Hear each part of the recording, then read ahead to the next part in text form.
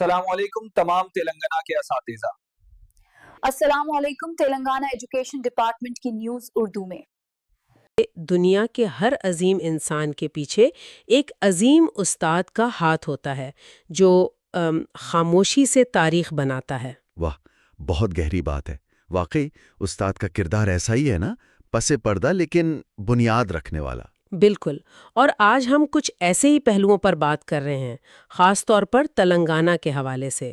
ہمارے پاس کچھ وہ رپورٹس اور معلومات ہیں، تعلیم، اساتذہ کے مسائل، صحت اور کچھ انتظامی اپڈیٹس پر۔ جی، تو مقصد یہ ہے کہ ان سب ذرائع کو ملا کر دیکھیں کہ کیا اہم نکات سامنے آ رہے ہیں، کیا رجحانات ہیں، ہے نا؟ ہاں بالکل۔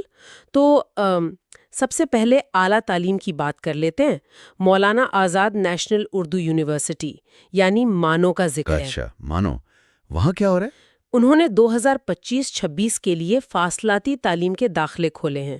گریجویشن، پوسٹ گریجویشن، ڈپلومہ، کئی کورسز ہیں۔ اور وہ خاص طور پر MBA کا بھی سنا تھا اردو میڈیم میں؟ جی وہی MBA اردو میڈیم میں فاصلاتی طرز پر 1000 نشستیں ہیں، اور کہہ رہے ہیں کہ فیس کم ہے، لچکدار پروگرام ہے اور UGC سے منظور شدہ۔ یہ تو کافی اچھا اقدام ہے، خاص طور پر اردو میڈیم کے طلباء کے لیے۔ اور کاکتیہ یونیورسٹی کا بھی ذکر ہے؟ ہاں، کاکتیہ یونیورسٹی میں بھی وہ centre for distance and on line education CDOE جسے کہتے ہیں، وہاں بھی جولائی-اگست 2025 سیشن کے داخلے چل رہے ہیں۔ آخری تاریخ 11 اگست بتا رہے ہیں۔ تو مطلب ہے کہ فاصلاتی اور آن لائن تعلیم پر کافی زور ہے دونوں بڑی یونیورسٹیوں میں۔ لگتا تو یہی ہے۔ اچھا، ایک اور دلچسپ بات سرکاری جونیئر کالجز کے بارے میں ہے۔ وہاں داخلوں میں کافی اضافہ ہوا ہے۔ اوہ، کتنا اضافہ؟ بتا رہے ہیں کہ پچھلے سال کے مقابلے میں 10,000 سے زیادہ طلبہ بڑھے ہیں۔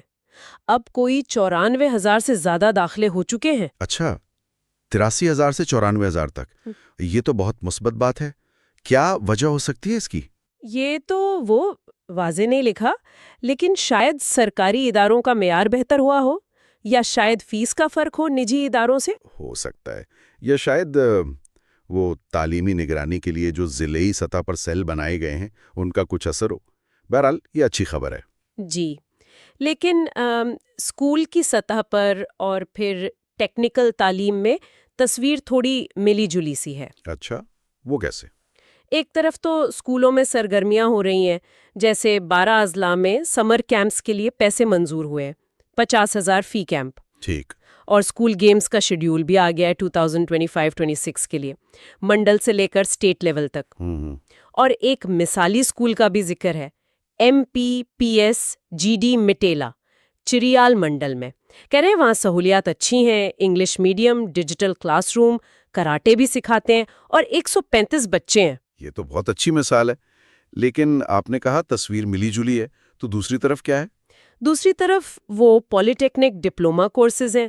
خاص طور پہ نلگنڈا کا ذکر ہے کہ وہاں سول انجینئرنگ جیسے کورسز میں دلچسپی کم ہو رہی ہے۔ اوہ، یہ تو حیرانی کی بات ہے۔ ہاں، سرکاری کالجوں میں نشستیں بھرنے کی شرح پھر بھی بہتر ہے، تقریباً 78%، لیکن نجی کالجوں میں تو صرف 47% ہی بھری ہے۔ یعنی مجموعی طور پر پولی ٹیکنک کی طرف رجحان کم ہو رہا ہے، خاص کر کچھ شعبوں میں۔ لگتا تو یہی ہے، شاید جاب مارکیٹ بدل رہی ہے یا طلبہ دوسرے آپشنز دیکھ رہے ہیں۔ ہو سکتا ہے، یہ واقعی بہت طلب بات ہے، لیکن اس پوری تعلیمی تصویر میں وہ اساتذہ کے مسائل کا بھی بڑا ذکر ہے۔ ہاں، یہ بھی ایک اہم نکتہ ہے۔ کیا مسائل ہیں؟ ایک تو United teachers action committee USPC نے 5 اگست کو پورے تلنگانہ کے 33 اضلاع میں دھرنوں کا اعلان کیا ہے۔ میدک میں کلکٹر آفس کے باہر بھی احتجاج کی کال ہے۔ اوہو، وجہ کیا ہے ان احتجاجوں کی؟ سب سے بڑا مسئلہ جو نظر آ رہا ہے وہ ہے کنٹریبیوٹری پینشن اسکیم یعنی CPS۔ اساتذہ اس سے خوش نہیں ہیں اور پرانی پینشن اسکیم کی بحالی کا مطالبہ کر رہے ہیں۔ اچھا، یہ CPS والا مسئلہ تو کافی عرصے سے چل رہا ہے نا؟ ٹرانسفر کا معاملہ بھی پھنسا ہوا ہے۔ اطلاعات کے مطابق یہ معاملہ اب عدالت میں ہے۔ تو ایک طرف تعلیمی ادارے بڑھ رہے ہیں، داخلے ہو رہے ہیں، لیکن دوسری طرف اس نظام کو چلانے والے یعنی اساتذہ اپنے مستقبل، اپنی پینشن، ترقیوں کو لے کر پریشان ہیں اور احتجاج کر رہے ہیں۔ بالکل، یہ ایک بڑا تضاد ہے۔ اچھا، اب ذرا جلدی سے صحت اور انتظامیہ اپڈیٹس پر بھی نظر ڈال لیں۔ ہاں، کیا ہے اس میں؟ صحت میں ڈیجیٹل ہیلتھ کارڈز یعنی Ayushman Bharat health account ABHA cards پر کام ہو رہا ہے۔ ریاست میں 2.5 کروڑ کارڈز بنانے کا ہدف ہے۔ 2.5 کروڑ؟ کافی بڑا ہدف ہے۔ جی، اور حیدرآباد اس میں سب سے آگے ہے۔ تقریباً 36 لاکھ کارڈز وہاں بن چکے ہیں۔